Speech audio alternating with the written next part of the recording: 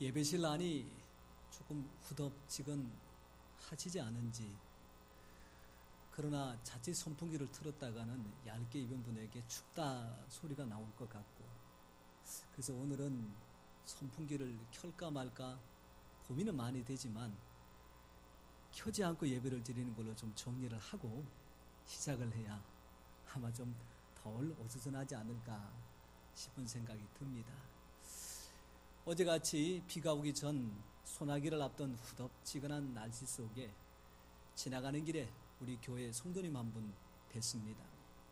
반가운 얼굴에 성큼 다가섰더니 모자를 푹 늘러선 성도님이 왠지 모르게 얼굴을 들지 않으려고 할 때에 그 모자 창 사이로 얼핏 보이는 한쪽 눈에 안대, 아이고 병원 다녀오셨나 봐요. 주중에 백내장 수술을 하고 이제는 하루 이틀 지나서 관리하고 있는 분이셨습니다. 여러분, 요즘은 옛날같이 그 허연색 안대로 이렇게 턱 붙이지 않고요, 플라스틱 케이스로 투명한 그 안대를 붙였는데 이게 보기에도 괜찮고 당사자도 불편함들이 한결 해소될 것 같아서 참 좋은 세상이구나 라는 생각을 가져보았습니다. 그러나 사실 세상이 아무리 좋아졌다고 한들 이 멀쩡한 눈, 때로는 많이 불편해서 어쩔 수 없이 해야 되는 수술을 한 그 성도님 입장에서야 성가시고 불편한 것 더 말해야 또 뭐를 더 할 수 있겠습니까?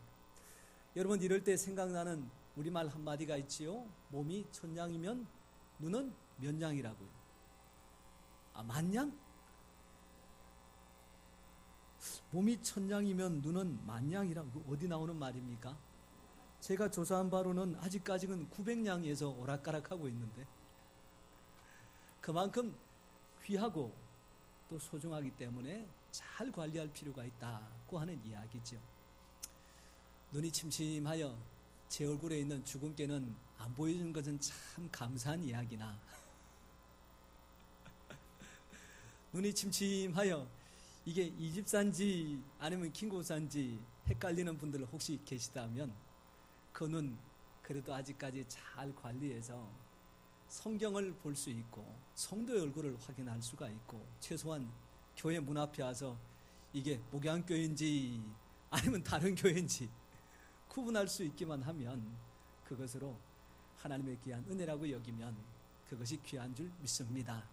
여러분, 성경에도 보니까요, 눈의 소중함에 대한 말씀이 분명히 기록되어 있는데, 눈은 몸의 등불이니 내 눈이 성하면 온 몸이 밝을 것이요, 눈이 나쁘면 어떻게 해요?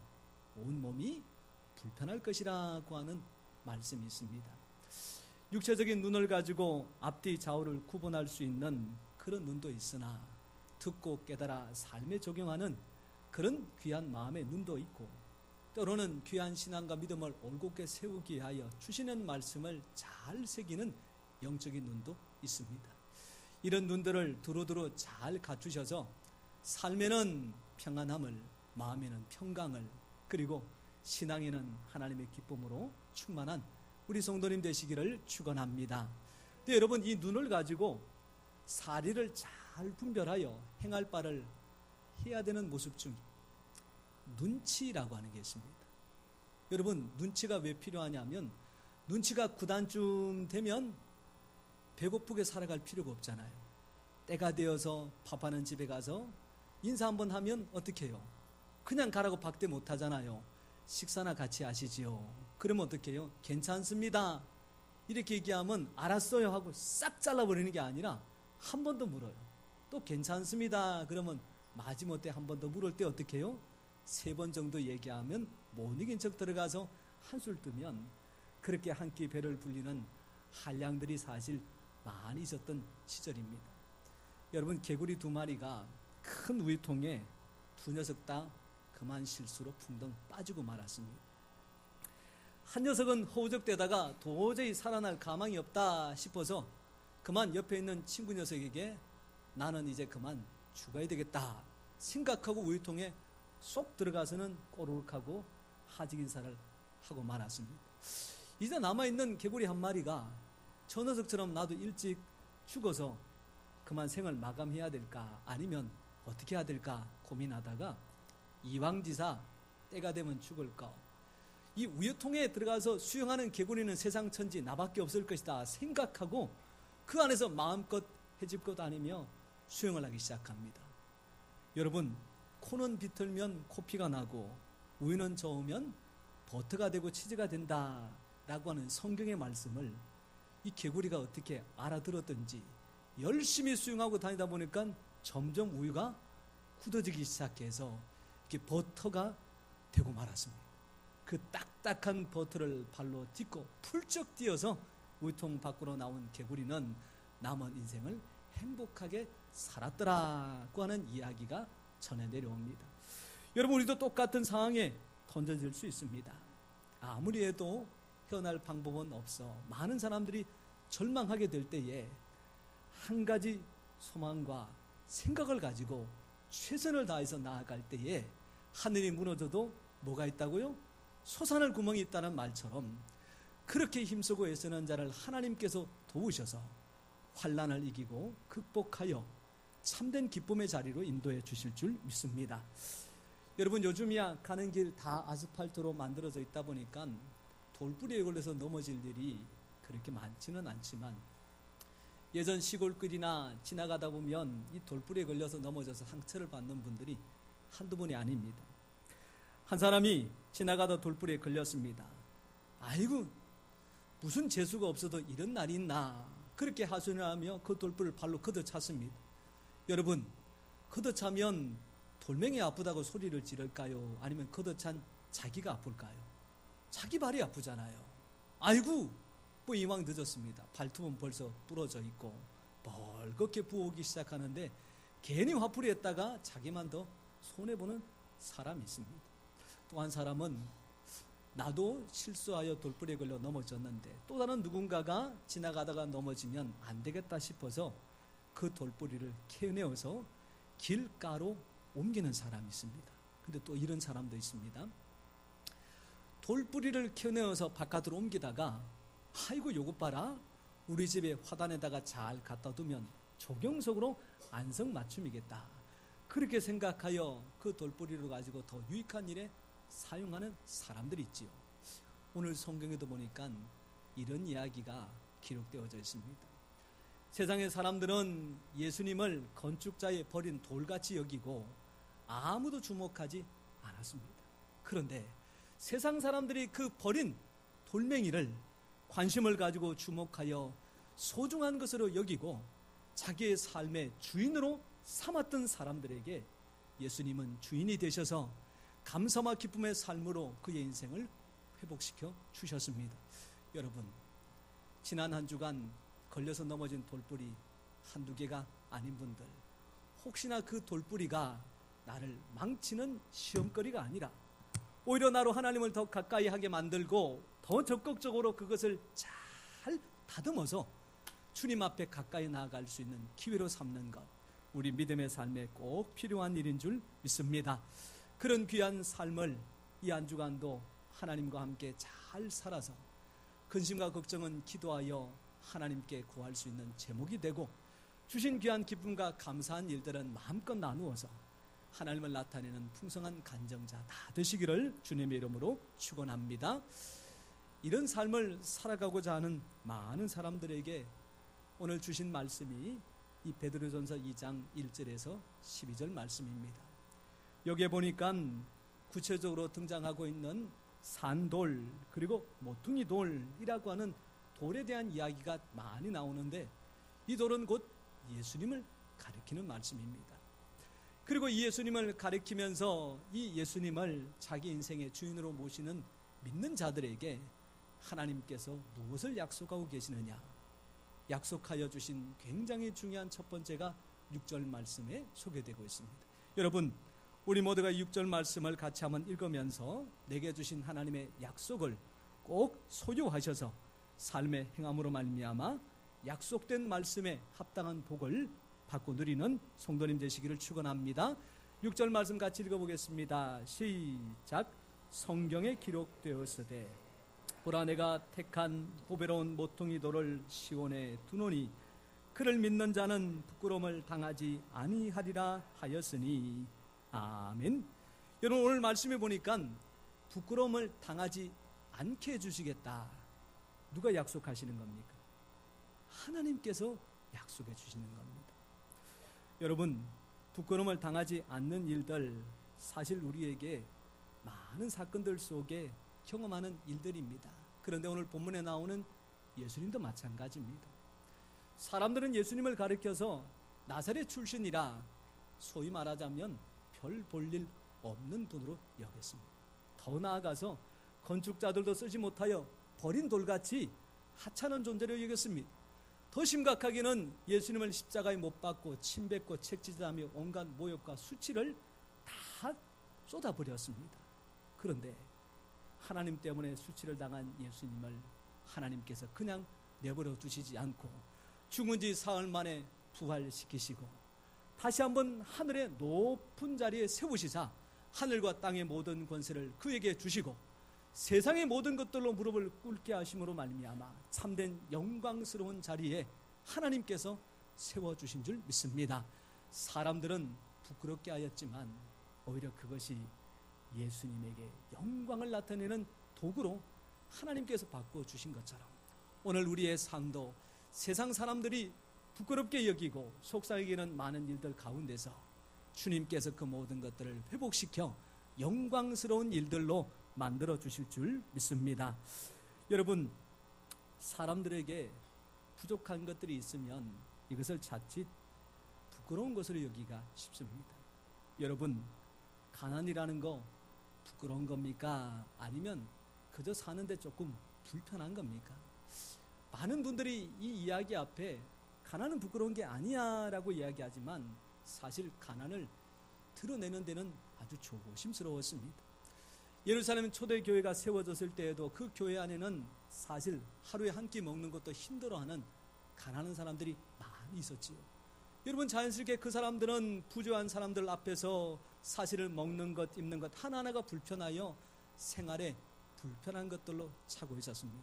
이때에 넉넉한 사람들이 그 사람들을 손가락하면서 없는 자라고 모자라는 자라고 부끄러운 자라고 말하지 않고 자기의 있는 것들을 나누어서 그 부족한 부분들을 채워주니 있는 자는 나누어서 기쁨이 되고 없는 자는 받아서 감사가 되고 그렇게 마음껏 나눌 수 있는 초대 예루살렘 공동체, 하나님께서 건강한 교회 또한 온전한 교회, 위한 이상적인 교회라고 칭하여 주신 줄 믿습니다. 여러분, 우리의 삶에도 마찬가지입니다.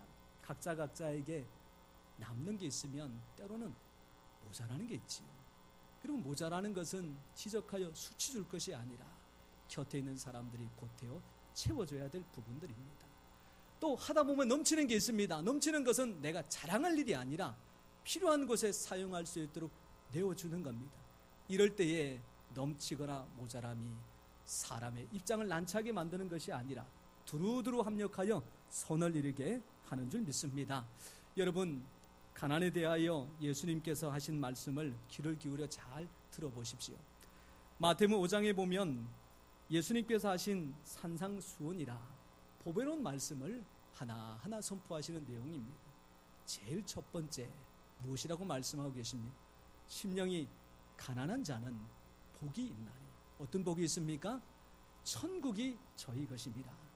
여러분, 가난하여 수치스럽게 여기면 결코 복이 아닙니다. 그런데 그 가난함으로 인하여 하나님 앞에 나아가서 주의 영광을 나타내도록 회복시켜 달라 기도하는 그 사람에게 우리 하나님께서 천국을 약속해 주신 줄 믿습니다.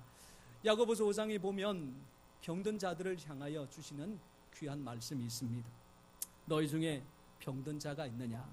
교회 장로들을 청할 것이요, 그들은 주의 이름으로 기름을 바르며 그를 위하여 기도할지라. 그 다음에 나오는 결론의 말씀, 믿음의 기도는 병든 자를 구원하리니. 사랑하는 성도 여러분, 아픈 거 숨길 일이 아니라 자랑할 일입니다. 아픈 게 왜 자랑할 일일까요? 자랑하면 기도해 줍니다. 기도하면 하나님 응답 주십니다. 응답 주시면 병에서 나음을 받습니다. 나음 받았을 때 내가 의사에게 치료받았다, 약을 먹어서 치료받았다, 그것이 아니라 하나님께 우리 성도님들이 기도해 주셔서 제가 고침을 받았습니다. 이 고백이 치료받는 당사자에게는 기쁨이 되고 교회 안에는 하나님의 영광을 나타내는 도구가 되는 줄 믿습니다. 이렇게 우리의 연약한 부분들을 주님 앞에 내어놓게 되면 부끄러운 일이 아니라 주 영광을 나타내는 도구로 사용하시는 겁니다.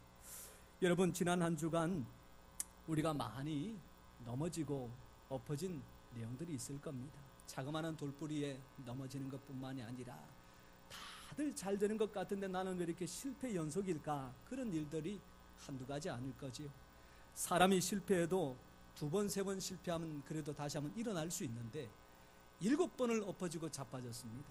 여러분, 부도가 나온 7번 정도 연속이 되면 도저히 일어날 힘이 없습니다. 근데 말씀을 잘 한번 들어보십시오. 잠언 24장 16절 말씀에 대저 의인은 7번 넘어질지라도 다시 일어나려니와 악인은 재앙으로 말미암아 엎드러지느니라. 사랑하는 성도 여러분, 7번 넘어졌습니다. 하나님께서 내 손을 붙잡아 주시면 내가 다시 일어날 수 있습니다. 이 사람은 의인입니까? 악인입니까? 성경 말씀에 보면 의인입니다. 7번 넘어졌습니다. 이제 나는 못 일어나겠다. 하나님 내 손을 붙잡고 일으켜 주셔도 나는 안 일어나겠다. 여러분, 이 사람 의인입니까? 악인입니까? 성경 말씀에 보니까 악인입니다. 의인의 손은 높이 들어주시지만 악인의 손은 하나님께서 멀리 하십니다. 우리가 실패했을지라도 넘어졌을지라도 하나님 내 손을 붙잡고 이렇게 세워 주실 때에 주의 말씀 붙들고 일어나 의인으로 인정받고 의인에게 주시는 하나님의 귀한 복을 마음껏 받아 누려 고난조차도 축복의 기회로 삼아가시는 우리 성도님들 다 되시기를 축원합니다. 여러분, 그런데 이렇게 부끄러움을 당하지 않게 하시겠다라고 하는 말씀 속에 한 가지 중요한 단서가 있습니다. 6절 말씀 우리 같이 한번 살펴보십시다. 아무나에게 주시는 말씀이 아닙니다. 아무렇게나 사는 자는 상관없이 주신다는 말씀이 아닙니다.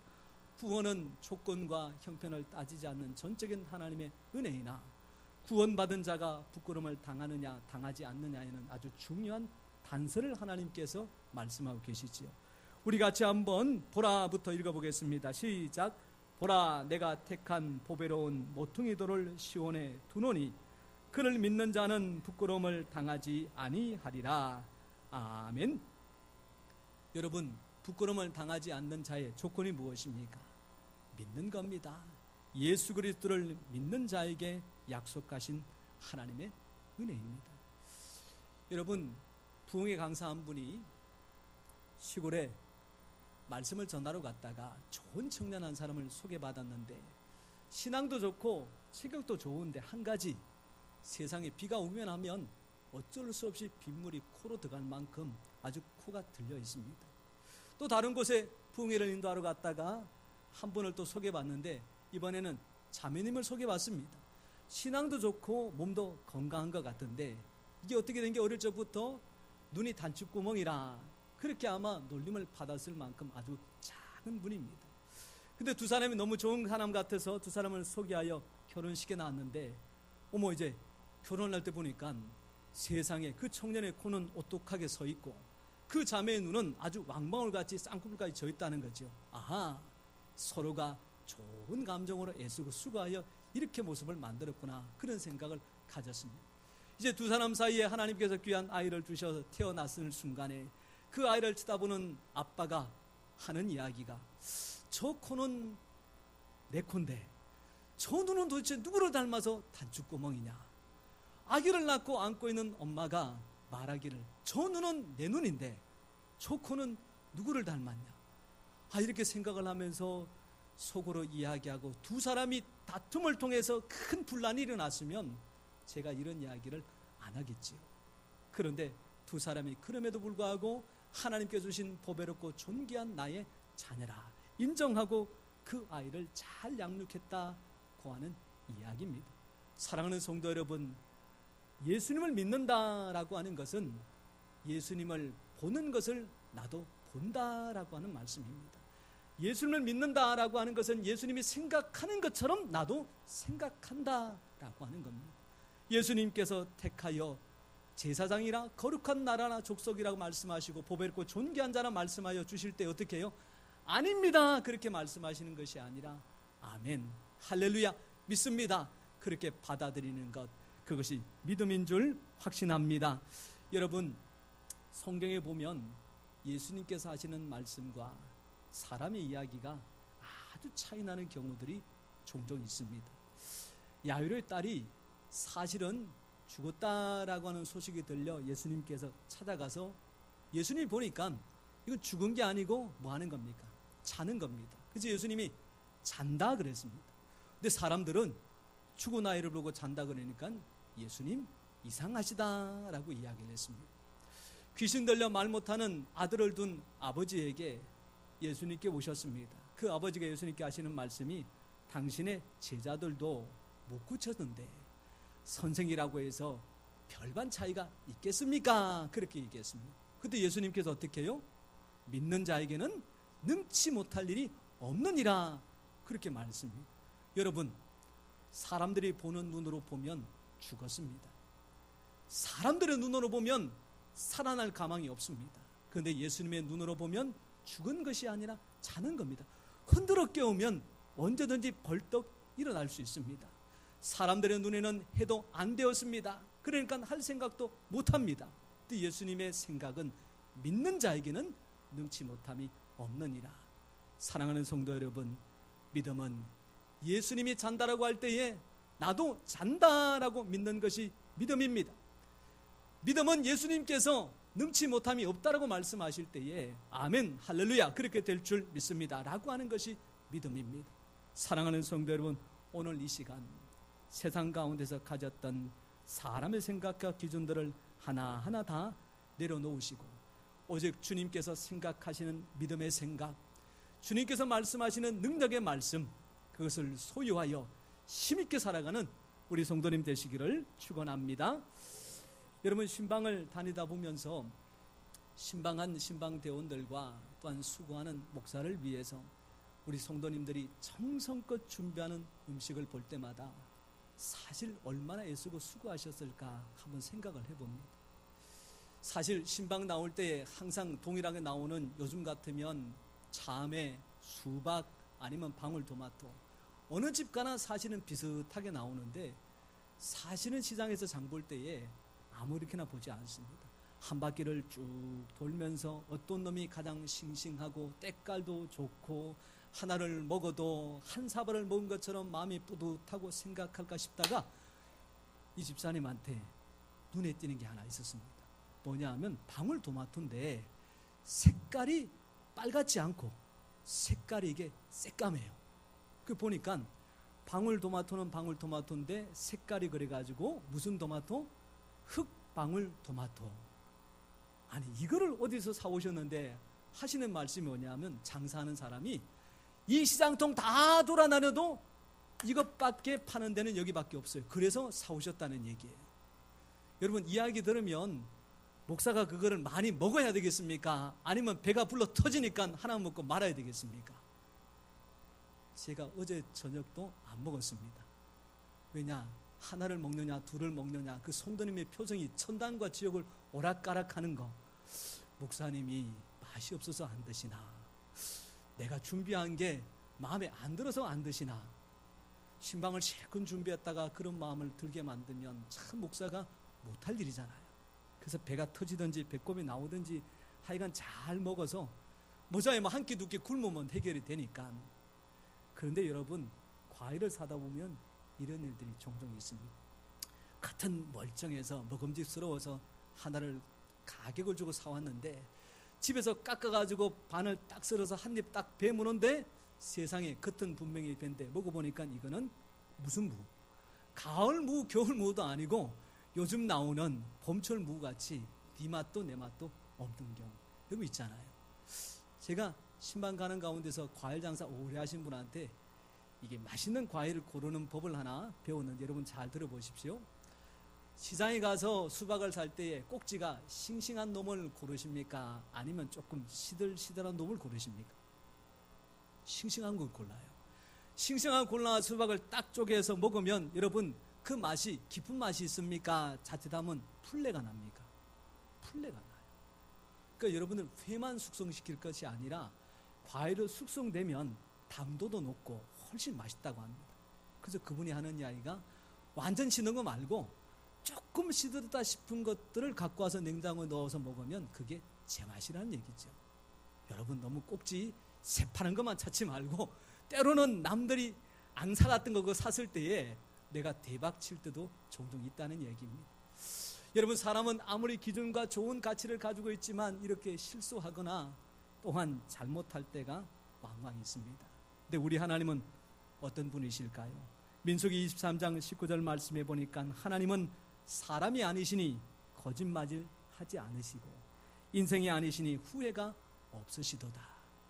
우리는 사람의 기준으로 선택받은 자들이 아니라 후회가 없고 실수가 없으신 하나님께서 세상 수많은 인물들 가운데에 그리스도를 택하여 귀한 일들을 맡기심과 같은 마음으로 우리 한 사람 한 사람을 택하시사 보배롭고 존귀한 자라 칭하여 주신 줄 믿습니다. 여러분 그렇게 선택하여 가장 앞장 세운 사람이 아브라함입니다. 그래서 우리는 그 아브라함을 가리켜서 믿음의 조상이라고 하지요. 믿음의 조상인 아브라함, 그러나 그의 행적에는 실수와 잘못이 연속이 됩니다.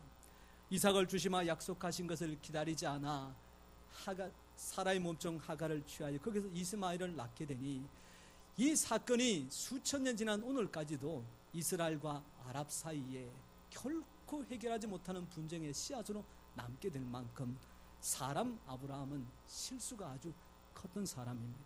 그런데 그를 믿음의 조상으로 선택하신 하나님은 실수했다고 아브라함을 버리시지 않고 실수한 아브라함을 다시 한번 다독거리시고 힘을 주어 능력이 주어서 믿음의 조상의 귀한 역할들을 감당케 하시니 부족하고 모자라나 하나님 때문에 아브라함이 믿음의 조상이 된 줄 믿습니다. 여러분 오늘 우리도 부족한 것 치자면 한두 가지가 아닙니다. 모자란 것 치자면 한두 가지가 아닙니다. 사람은 그런 거 보고 판단하여 버릴 것 버리고 취할 것 취하나 하나님은 한번 선택한 자를 실수하여 잘못한다고 버리는 법이 없고 오히려 그의 부족함들을 채우시고 넘치게 하여 주사 더 귀한 인생으로 바꾸어 주시는 줄 믿습니다. 이 한 주간 세상 사람들의 들려오는 말 한마디에 일리일비하지 말고 오직 나의 마음속 깊은 곳에서 들려주는 하나님의 음성에 귀를 기울이고 청종하여 택함 받은 하나님의 자녀답게 떳떳하고 당당한 한 주간 다 되시기를 주님의 이름으로 축원합니다. 기도하겠습니다.